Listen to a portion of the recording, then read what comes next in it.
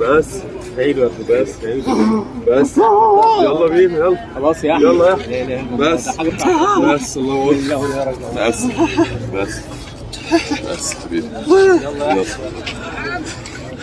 بس بس.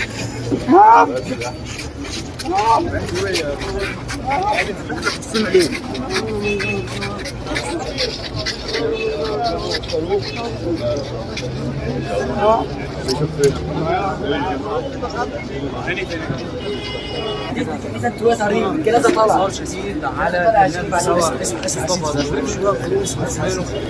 دي كان الفنان مصطفى درويش. للي ما عرفوش، مصطفى درويش فنان شاب أدواره كلها محترمة.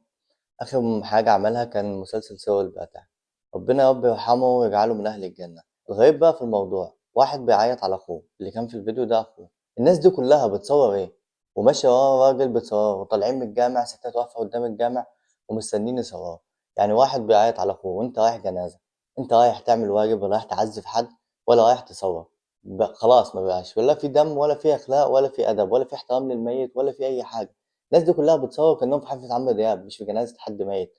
راجل كلامه كله محترم، وأدواره كانت محترمة. ربنا يا رب يرحمه ويجعله من أهل الجنة. بس الغريب دلوقتي الناس دي كلها، الناس اللي رايحة تعزي، رايحين العزا ولا رايحين يتصوروا، رايحين يعملوا فيديوهات، رايحين أنا مش فاهم. مفيش لا أدب إحنا بقينا في حتة غريبة، أقسم بالله بقينا في حتة غريبة.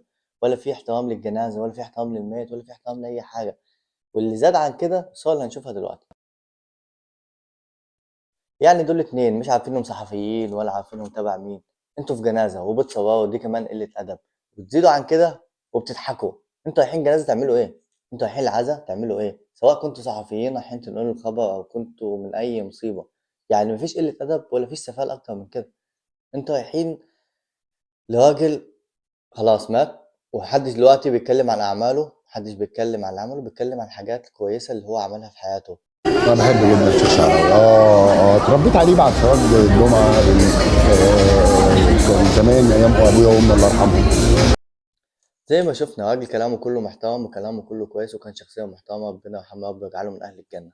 بس السؤال دلوقتي، الناس اللي عندهاش دم، الناس اللي مش متربية، الناس قليلة الأدب اللي رايحين الجنازة، رايحين تأدوا واجب ولا رايحين عزا؟ ولا انتوا رايحين تصوروا ولا رايحين تضحكوا ولا رايحين تعملوا ايه؟ ده اللي مش مفهوم في الموضوع. بقينا في حتة غريبة، أقسم بالله بقينا في حتة ولا عندنا وعي ولا عندنا أي حاجة. واخدين كل حاجة ببساطة، ودي مصيبة. احنا واحد ميت او احنا في العزا ما عندناش احترام للعزا، ما عندناش احترام للمكان اللي احنا فيه. واللي راح يضحك واللي راح يصور واللي راح ياخد اللقطة. ودي بقت اسوأ حاجة. دي بقت كارثة. دي حرفيا كارثة، حاجة المفروض نخاف منها يعني. ان احنا مش حاسين ان احنا واحد مات وشاب تقريبا 43 سنة او 44 سنة. يعني الموت ممكن يجي في اي لحظة لاي حد سواء كبير او صغير. فالمفروض ده يدينا عظة. المفروض احنا نفكر في كده. لا احنا مفكرش في كده، احنا رايحين نصور رايحين نضحك رايحين نلف ادبنا. يلا ربنا يصلح حالنا.